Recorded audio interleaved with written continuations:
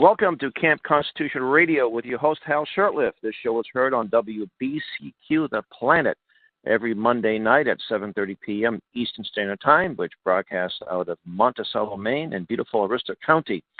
The show is also heard on TuneIn Radio. If you want, you go to tuneinradio.org and put in WBCQ, and you can listen to it live streaming or listen to it live stream. Also, IPMNation.org, a New Hampshire-based online entity, makes it available at 1:30 p.m. Saturday afternoons. And you can also see, or you can actually listen to on YouTube, on Camp Constitution's YouTube channel. This show was brought to you by Camp Constitution, which, among other things, runs a week and a day-long family camp in beautiful Ringe, New Hampshire. And this year's camp runs from July 2nd to the 9th. We have quite a lineup of guest instructors, including Larry Pratt of Gun Owners of America, Mr. John McManus, Professor Willie Soon, and we just got some news that Mrs. Chrisanne Hall, because of health issues, isn't able to attend, but still a great lineup. And so you can visit our website, campconstitution.net, to learn more about that and the other things we have to offer. Well, I'm very pleased to have our guest, Jack Kimball, on the line. Jack, you there? I am here. I beat you.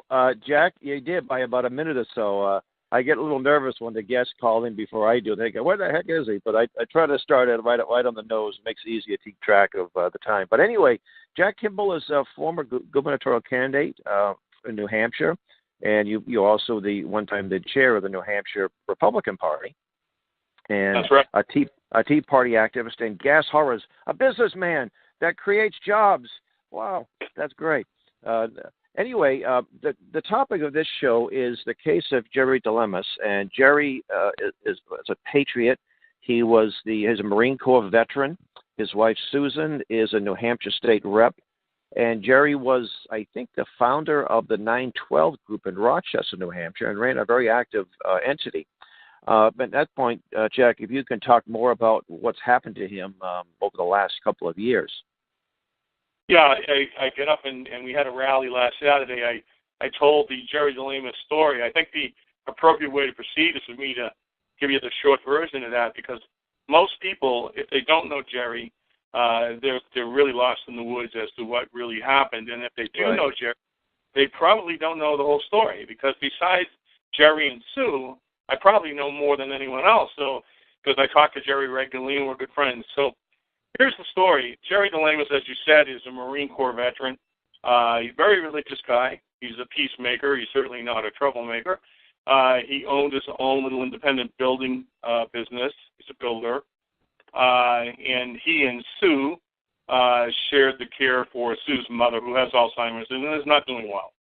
And so as most people may recall, there was an incident 3 years ago where Cliven Bundy and the Bundy family, but particularly Cliven, who is the patriarch of the Bundy family, put out the word that he needed help.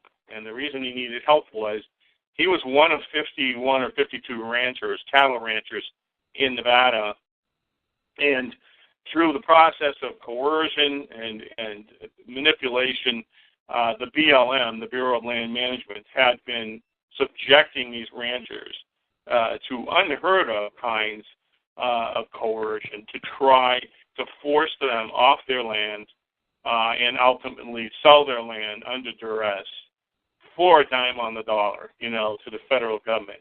And people may ask, well, why would they be doing this? Well, the reason why is, we found out later, that the land is worth far more than what even the ranchers probably figured. When you look deep into the situation with Cliven Bundy, you find Harry Reid. And Harry Reid, his son, was trying to obtain that land and the surrounding land to sell to and work with a Chinese manufacturing firm that made solar panels. So they had to clear all those ranchers out of the whole area there. And this is sounds like Agenda 21. Sounds like Agenda 21 to me. Well, it's partly that, and we'll talk more about that in a minute. But so what happened was Cliven was supposed to be paying, according to the federal government, grazing fees. And Cliven is a very strong constitutionalist. He understood all along that the United States Constitution is clear in that the federal government is not to own more than 2% of the landmass of this country. And that includes forts, land for forts and ports, which are military bases and deepwater ports and so forth, and also the 10 square miles in Washington, D.C. So Cliven's position always was, I'm not paying you guys money. I'll pay it to my county. That's where that money belongs. And so anyway, as time progressed, and he offered to do that over and over and over, the county said, well, we're not in the business of collecting fees. We're not recognized as the owners. They kept coming after him and, again, continued to try to force him off the land. And ultimately what they decided to do, because he wouldn't leave, was that they were going to come and confiscate his cattle. Cattle rustling is cattle rustling, and it doesn't matter what form it takes. They went in and they started not only to round them up, they started killing them. And then they burned some, and then they also were burying them in mass graves. And the Bundy family, of course, found out that's what they were doing. He put the word out, please, I need help. He couldn't do this alone. And so across the country, and Jerry saw this simply on social media, and he told me about it. He said, this is awful. I said, yeah, what we don't know about, it's just terrible. So Jerry called up Cliven. Cliven, listen, fill me in. So Cliven talked to Jerry at length about what had happened to him and what was going on in the area around them and all the other ranchers and him too. And Cliven made it clear, I'm not going to quit. I'm going to fight. And I just need support. I need people to come out here and stand with us. So Jerry, being Jerry, the very next day, he just packed up. He and several other folks from New Hampshire drove all the way across country nonstop, 41, 42 straight hours, and he went straight to the Bundy Ranch. Now, when Jerry got there, it was a day after the infamous standoff that occurred in the draw. And for those people who are not aware of what that is or what happened there, was that the BLM had taken what cows that they could capture, and they were holding them in temporary pens in this area in the plains. It's just out there in open area. But it was hidden away from eyesight. You couldn't see it from the road. And the Bundys knew where they were. And before the standoff, the BLM ran roughshod over people. They were tasing people. They were beating people up. They threw a pregnant woman to the ground, all because they were protesting this stuff. And there was a time when the dump truck was coming out of the area where they knew some of the cattle was supposed to be grazing. And it was one of the Bundy brothers, I think David said, I want to see what's in the truck. They wouldn't let him because he knew what was in the truck, and it was dead cows. And so they wouldn't let him, and he took a beating for it. So the ones that were really tyrannical were the Bureau of Land Management agents, not the protesters. They were there trying to express their extreme displeasure about what these guys were doing. So fast forward, we're back at the draw now, and I got to tell you something, Hal. I didn't even find out a couple things I'm about to tell you and your audience until 2 weeks ago, and I'm pretty much up on everything when it comes to this. What happened in the draw was this. Before everybody went there, there was a meeting at Cliven Bundy's ranch. And so all the supporters were there and in support of him, quite a few of them too, quite a lot. And he had Sheriff Gillespie speak there. He basically said he felt everything was under control. There shouldn't be any issues or problems. They would be able to go down and get their cows because he had intervened. Well, so that's what they did.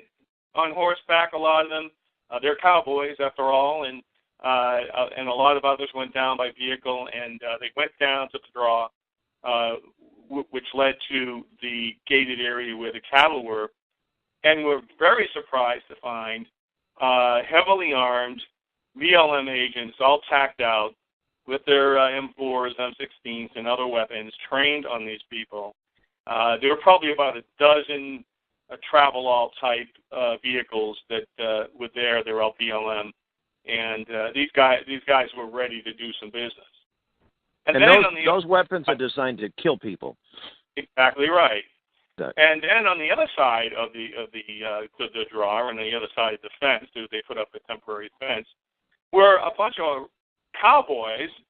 I mean, you talk about American. You have to envision this: cowboys on horseback with American flags, of course, state flags, and they're all lined up, abreast of each other. And then all the other supporters on foot were there, mixed in with them and ready to go through to help out here. And then what happened was this agent in charge, his name is Daniel P. Love. You got to remember this name. Mm-hmm. Nothing love about this guy. And he confronted Ammon Bundy at the gate and said, "You're not coming in here." And Ammon Bundy says, "You've got to leave." And he says, "No, we're not leaving." He said, "You've got to leave. We're coming in there to get the cows." Now, I saw the whole thing. I saw the whole thing on video many times. But it's on YouTube. Yeah, anyone can actually watch it. They call it a standoff. Yes, and what everybody was thinking was, at the time, this is going to turn out to be bloody because the BLM, they're ready to open fire on these innocent people. So it wasn't like these guys come walking down, these being the cowboys and others, with rifles pointed at the BLM, and nothing of the sort. Some of them had sidearms, but basically they were holstered, and they always carry them. So it's not something that was anything new. But what happened was, while Ammon Bundy and this BLM agent Love were jarring back and forth, one of the other Bundy brothers took bolt cutters and cut the chain to the gate that was keeping them from getting through to get their cows. Well, that ticked off Daniel P. Love, but then he started backing away. And then I realized, and it was only after I watched this once again because I had heard that the sheriff did in fact intervene that day, and I never saw it. If you watch it again, you will see that very same video that you're talking about. Up to the upper right, up toward where the agents were, you'll see a man walking toward them. That's Sheriff Gillespie. And he's yelling at him, and you can hear him, "Get out of here. These people mean you no harm. There's not going to be any problem. They're going to come in here and get the cows. You guys need to go." Because he had, the day before, told them to. They disobeyed him. And Daniel P. Love that told them to disobey him and told the guys to stay there. So it was Sheriff Gillespie, at the end of the day, that actually was responsible for making sure that nothing happened that day. And then all of the cowboys went in and went down and found what was left of the cows, the cattle, and brought them back out. To the boys were cheering of all the people on the hillsides and in the draw that came to support Clive and Bundy, and there were a lot of people. And so that ended that tense standoff. Well, fast forward. Before we get to the fast forward, Jerry arrived a day after that happened. Jerry was not. That's right. There. He wasn't even involved in this. In that, I hate to use the word standoff because it wasn't like there was some, both parties had weapons drawn. It was just the government agents that had the weapons drawn, and just a few of the other folk, the cowboys that carry sidearms, always open carry. They weren't there using them menacingly. And Jerry was, again, the day after all this happened. Right, and so Jerry went straight to the Bundy Ranch. He didn't even go there. He never even set foot there. So he goes to the Bundy Ranch. He reports in, and he finds a whole lot of people there, supporters that are willing to stay and protect, if you will, the Bundy family from harm. And Jerry noticed and realized that, wow, there's a lot of different folks there. There's a lot of disorganization. I'm a prior Marine sergeant. So he decided, Jerry being Jerry, look, he's a leader. He's not a follower. He just basically said, went together, said, look, guys, we don't want anything untoward to happen here. We're not here for any other reason at all except to make sure that the Bundy family is safe. And he said, we're not here. If they come in, they being the BLM or any other agency comes in with a warrant for the arrest of any of the family or Clive himself, we're not to interfere with that. We're not lawbreakers. We're peacemakers. So basically, everyone agreed that Jerry could take the lead He did a great job, and it was a lot of work. He got everything organized. He made sure everybody had their responsibilities, and they stayed there for a few weeks. And, it was funny. They came and went from the ranch. They went in town and bought stuff. Jerry went to see the sheriff. The sheriff wouldn't see him. I don't know why he wouldn't do it. But basically he wouldn't. But it wasn't like this big armed standoff like you hear everybody say, because these guys were allowed to come and go. So what happened was, after a couple of weeks, the Bundy family felt, we're safe. We don't feel threatened any longer. This thing is over. And so Jerry came home along with the other folks that went out there with him. So fast forward a year. Jerry's now home. He's working. He's back working and building. A year goes by, and he gets a call from the FBI. And they want to meet with Jerry. Now, Jerry tells me about this. And I said, Jerry, I'm leery about this. And they got to get an attorney, because he said, no. Jerry, being Jerry, is just very trusting. He says, no, they're just doing their job. Really, I'll go see them. So he did, and he had a meeting, and afterwards he called me. He said, yeah, they're just asking me questions. It's no biggie. And I said, Jerry, I'm your friend. You need to get an attorney. I don't like this. And so he kind of shrugged it off. He really did. He felt comfortable that they were just simply doing their jobs. Nothing untoward was going to happen. So a few months later, second call, FBI. We'd like to meet with you again. Well, he met with them a second time. And they had another pleasant meeting. And now I'm really a red flags up. I said, Jerry, this is not normal. You really need to get an attorney and not go to these things. Well, he basically just said again, no, it was a good meeting, and they're just doing their jobs. Then Oregon happens, the Mere Refuge. And if people don't know about that, the Hammond family, it's a small family, had purchased a ranch in the mid-'60s in Oregon. Same thing. They were being coerced and trying to force, the BLM was trying to force them off their land, as they had done to many other ranchers. And you might ask why. Well, in this case, we found out with some digging, it was because Hillary Clinton had worked a deal with Uranium One, Russian company, for the sale of 20% of our uranium deposits, which was under guess whose land? And others, the Hammonds. Bundy's, yep. So what they were doing was trying to force the issue and get them off the land. And listen to how they did it. The Hammonds, there were two instances where they had asked for permits to do one, a backfire because of an oncoming fire. It was out of control, and they wanted to stop it, which is normal stuff out there. And they got a permit to do that, and they did it. And then the second one, which was some of the brush there that they wanted to control burn, because everything comes back green and lush once you've done a control burn. The control burn, when the acreage that they burned was a little more than what they had originally asked for, but that was just an accident. Well, what did they do? The BLM charges them with arson for both situations. And then they further charged them with domestic terrorism. Wow. I'll call it the grandfather, the young dad who has a couple children, wife and a couple kids, and then his dad that lived there. He and the dad got arrested, and the two of them went to trial, and the judge found them guilty. It wasn't a jury; it was just a judge made a judgment, found them guilty, and sentenced them, younger guy to a year in prison, and then the dad to like 4 months for nothing. And again, when you take the breadwinners away, what happens is you start to get the financial collapse, which is what they're looking for. Because exactly. Most people can't survive this. I mean, most people live week to week, paycheck to paycheck, and so anyway, here they are in prison. Well, they make it. They serve their time. God love these people. I don't, and they didn't, they're just humble people, and they got out, and they were out. They got back to trying to recover from what they'd done to them. And Obama assigns a new judge to replace the judge that sent them to prison for those sentences. And the new judge was instructed, although we can't prove that he was instructed, but we know he was, to relook at the sentencing of these two. And he did, and he called them both back and said, sorry, but there's a 5-year minimum sentence for domestic terrorism. Boy. So they're both back in prison serving 5 years each.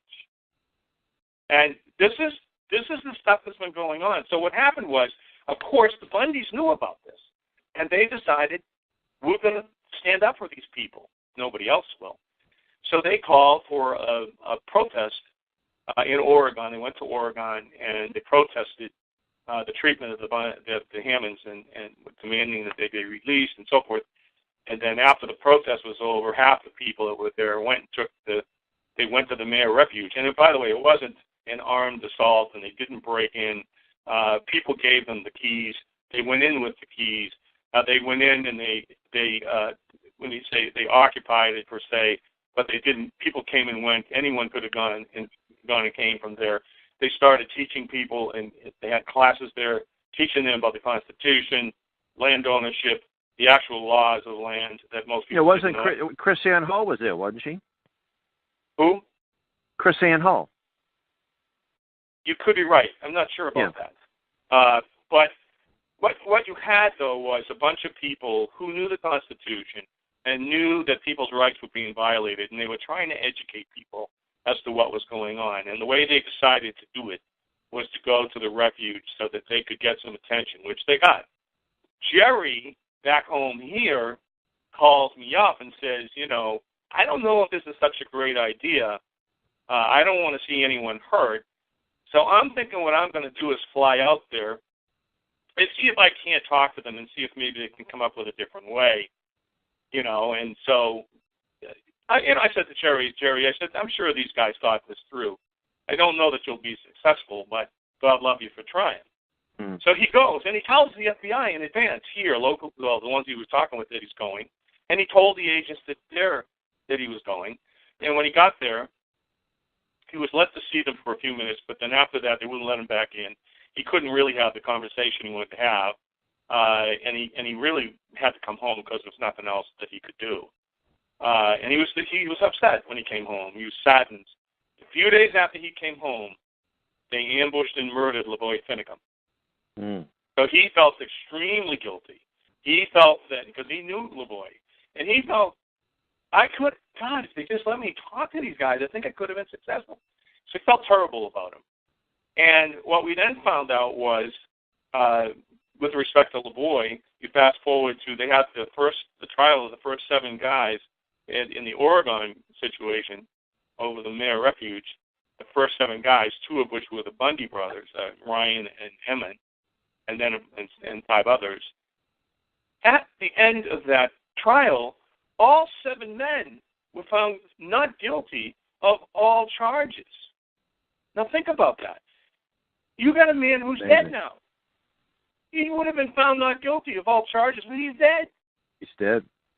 This is, it's such an outrage, seriously. So Jerry, he's just, he's outraged. Well, wouldn't you know, I don't know, about a couple months, no more, after he gets back from Oregon, he gets another call from the FBI. And they say, Jerry, we want you to come to the Rochester Dunkin' Donuts. And Jerry lives in Rochester. And Jerry, you want to come to the Rochester Dunkin' Donuts at 9 o'clock in the morning, and don't bring anyone with you. So he calls me up. He says, what? I said, Jerry, I'm serious. They're going to arrest you, and you got to get an attorney. Well, Jerry didn't get an attorney. He went there, and he went with Sue. And at 9 o'clock, the FBI didn't show. They called him up, and they said, there's too many people there. You're not alone. You're not alone, so we're not coming. We want to reschedule this for 1 o'clock today. Come alone. And I figured it out. They wanted him to come alone because they didn't want to upset Sue in their home and the mother, who's very ill with Alzheimer's. And they didn't come at 1 either because, again, there were people there, and they said they were worried for their safety. What a crock. So a few days after that, they forced their way in Jerry's condo, fully tacked out, bunch of agents, M4s pointed, came in, cuffed Jerry, and then the whole condo complex had a vehicle and agents, armed agents, all tacked out in front of every condo. They had a vehicle on the street with tacked out guys held on the street, the main road. A big dog and pony show for no reason. Jerry Delemus if they had come to the door and said, we have a warrant, he would have put his hands behind his back and said, let's go. Right. That it's isn't typical police state. That's the typical police state tactics they use. Shock and awe. Yeah, he must be guilty. He must be guilty because there's 100 cops there and helicopters flying over. A friend of mine, a mild-mannered doctor, the same thing happened to him in Massachusetts a few years ago, right in his neighborhood of Brookline. Amazing. Well, Jerry then gets taken, and we're all, I spread the word quickly, and everyone was really upset. We were trying to find out where they were going to arraign him because we knew they were going to that day. It was a Friday. And so I found out they were going to arraign him at the federal court. I think it's in Concord. Okay. And, and so we went to the courthouse. We filled it. We filled the courtroom. Jerry came in shackles. He got a standing ovation when he came in. We sang God Bless America. I don't think that judge or magistrate knew what to do with us. I remember that. Yeah, that was great. We sang God Bless America. But they only addressed, there were two issues they had to address with Jerry. One was he a flight risk? And two, a detention hearing, which was, can he be set free, awaiting trial? So they wouldn't address that on that day. They waited until the following Monday, and we had 3 times the number of people because we had more time to get people there. We filled 2 courtrooms, and people were still outside as well. He had 5 glowing character reference witnesses, and afterwards the magistrate says, a female says, I'm not going to make this decision right now. I'm going to make it later. I knew as soon as she said that he was not going to be released, because if she said that they weren't going to release him, she'd have had a revolt. So she did, hours later, say that they're not releasing Jerry because he's a danger to the community. Now, Jerry got arrested 2 years. 2 years after he came home. After the fact. Jack, we have 2 minutes left, so if we could, just so we want to wrap things up, it's a quick 30 minutes. I know you can't give it justice, but if you could, just what's the status now, and how can the listeners help? Well, the status now is that Jerry had a plea deal many months ago. He's now asked to reverse it based upon the not guilty findings in Oregon. He's waiting for the hearing. He's been waiting months to confirm that. So, Jerry, that's what his situation's at. What we want to do is ask Attorney General Sessions to get involved with this. We want these men to be released and sent home, period. Anybody that hasn't gone to trial yet should have charges dropped, and they should be sent home. They've been punished enough. It's not just Jerry, it's another 20 guys, still remember 20, maybe 24, including Oregon, 25. But that's what we need. So you got to write a letter to Attorney General Sessions. Go to his web.